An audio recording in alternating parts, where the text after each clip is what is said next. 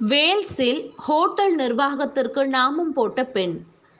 வேல்ஸில் ஹோட்டலில் 3 நாட்கள் சொகுசாக தங்கிவிட்டு அதற்கான பில்லை கட்டாமல் சென்ற பெண்ணை போலீசார் தேடி வருகின்றனர். வேல்ஸ் கார்மர் தென்ஷாயர் பகுதியில் பிரபல ஹோட்டல் செயல்பட்டு வருகிறது.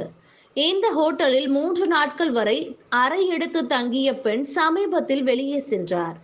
பின்னர் அவர் அறைக்கு திரும்பவில்லை. 3 நாட்கள் தங்கியிருந்ததற்கான கட்டணம் 800 பவுண்டையும் செலுத்தாமல் அவர் டிமிக்கி கொடுத்துவிட்டு அங்கிருந்து தப்பி ஓடிவிட்டார். இது அறிந்த ஹோட்டல் நிர்வாகம் அதிர்ச்சிக்குள்ளாகி போலீசில் புகார் தெரிவித்துள்ளது. இதன் பேரில் போலீசார் வழக்கு பதிவு செய்து அந்த பெண்ணை தேடி வருகின்றனர்.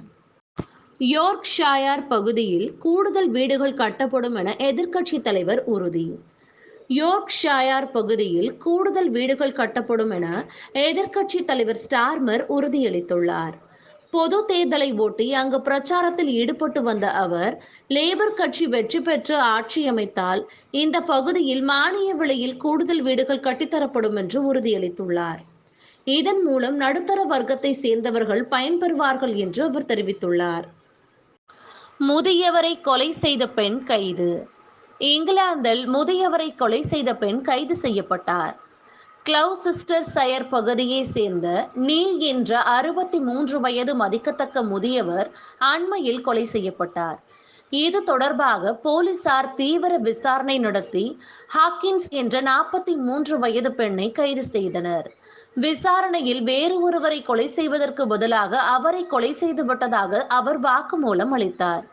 ஹாக்கின்ஸ் மீதான தண்டனை விவரம் ஆகஸ்ட் மாதம் வெளியாகும் என்று எதிர்பார்க்கப்படுகிறது. சமூக பராமரிப்பு அமைப்புகளுக்கு உதவ வலியுறுத்தல். பிரிட்டனில் போட்டி போட்டுக்கொண்டு வாக்குறுதி அளிக்கும் அரசியல் கட்சிகள் சோஷியல் கேர் என்று அழைக்கப்படும் சமூக பராமரிப்பு மையங்களுக்கு ஏதாவது செய்ய வேண்டுமென ஏராளமானோர் வலியுறுத்தி வருகிறார்கள். பிரிட்டன் பொது தேர்தலை ஒட்டி அரசியல் கட்சிகள் வாக்குறுதிகளை அள்ளி வீசுகின்றன.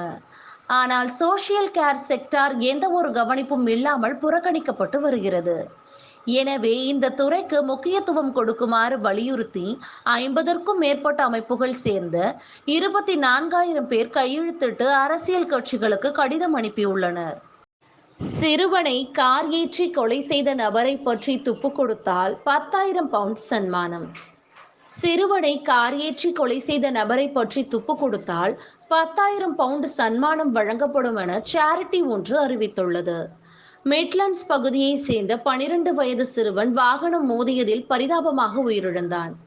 அந்த சிறுவனின் கொலைக்கு காரணமான அலெக்சாண்டர் என்ற இளைஞரின் புகைப்படம் வெளியாகி இருக்கிறது. இந்த நிலையில் அவரை குறித்து யாராவது தகவல் கொடுத்தால் 10,000 பவுண்ட் சன்மானம் வழங்கப்படும் என அறக்கட்டளை ஒன்று அறிவித்துள்ளது. டோவர் தொகுதி கன்சர்வேட்டிவ் கட்சி வேட்பாளரை சஸ்பெண்ட் செய்ய வலியுறுத்தல். டோவர் தொகுதி கன்சர்வேட்டிவ் கட்சி வேட்பாளரை சஸ்பெண்ட் செய்யுமாறு லேபர் கட்சி வலியுறுத்தியுள்ளது. பிரிட்டன் பொது தேர்தலில் டோவர் தொகுதியில் ஸ்டீஃபன் ஜேம்ஸ் என்பவர் ஆளும் கட்சி சார்பில் போட்டியிடுகிறார். அவர் எதிர்க்கட்சியான லேபர் கட்சியை கடுமையான வார்த்தைகளால் விமர்சித்தார். இது பெரும் சர்ச்சையை ஏற்படுத்தியதால் உடனடியாக அவரை நீக்கிவிட்டு டோவர் தொகுதிக்கு வேறு ஒரு வேட்பாளரை களமிறக்குமாறு லேபர் கட்சி வலியுறுத்தியுள்ளது. தனது பல்லை தானே பிடுங்கிய மூதாட்டி. தனியார் மருத்துவமனைக்கு செல்ல வசதி இல்லாததால் மூதாட்டி ஒருவர் தனது பல்லை தானே பிடுங்கியுள்ளார். பிரிட்டனின் டேவான் பகுதியை சேர்ந்த 70 வயது மூதாட்டி லிண்டா. பல்வலியால் நீண்ட நாட்களாக போராடி வந்த இவர் பல் மருத்துவ சிகிச்சை நிபுணர் கிடைக்காததால் தனது பல்லை தானே பிடுங்க முடிவு செய்தார். அதில் அவர் வெற்றியும் பெற்றுள்ளார். தனியார் மருத்துவமனைக்கு செல்லும் அளவிற்கு தன்னிடம் வசதி இல்லாததால் இந்த முடிவை எடுத்ததாக செய்தியாளர்களுக்கு அளித்த பேட்டியில் லிண்டா கூறியுள்ளார். தேர்தலை வைத்து சூதாட்டம், ரிஷி சுனக் கோபம்.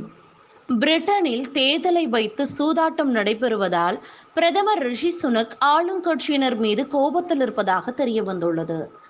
அதாவது கிரிக்கெட் மேட்ச் பிக்சிங் போல அரசியலிலும் இவர்தான் வெல்வார் என்ற அடிப்படையில் கன்சர்வேட்டிவ் கட்சியை சேர்ந்தவர்களே சூதாட்டத்தில் ஈடுபடுவதாக தெரிய வந்துள்ளது.